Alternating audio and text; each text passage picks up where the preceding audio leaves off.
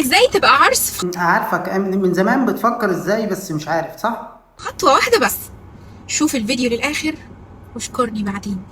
حضرتك هنشكرك، احنا برنامج مشاهير مصرية.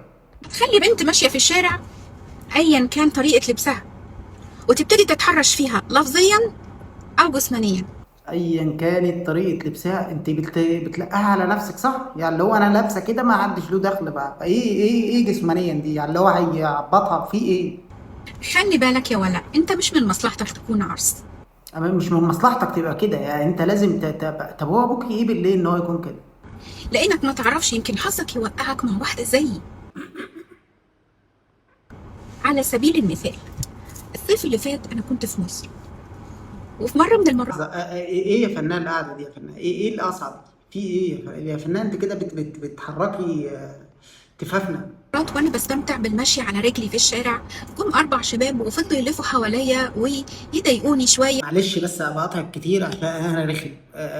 انت كنت لابسه ايه بقى وقتها؟ يعني اللي هو ايه اللبس اللي حضرتك كنت لابساه عشان الاربع شباب ما اكيد شايفينك فات.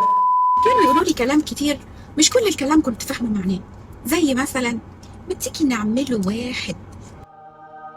وصلت لنعمله واحد؟ ما اكيد كنت لابسه قميص نوم. وده يمكن اللي خلى واحد فيهم يقرب مني ويبنش ماي ass like. منين بالظبط بقى البتاع اللي هو عملها؟ بالظبط احنا بنحب التفاصيل عشان نتعلم قرصني من تيزي. ايه. قرصني من تيزي وهو بيقول معقولة دي تيز بتشوف خرا زينا؟ يا حرام، الواد صعب عليا فعلا. احنا فين ولا بنعمل ليه كده؟ رحت فورا على قسم الشرطة، هم هربوا. لكن الشرطة المصرية فعلا ليها كل الريسبكت. جابوا الولاد هنوديهولك ده، ما ندخلك هناك. الأربعة، واتدخل رئيس المباحث، مدير المباحث، مدير الأمن.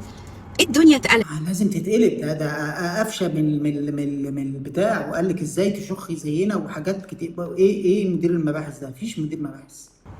جابوا الأربعة واتحبسوا، وفضلوا الأهالي يحاولوا معايا يمكن سنة لأني خلاص سافرت.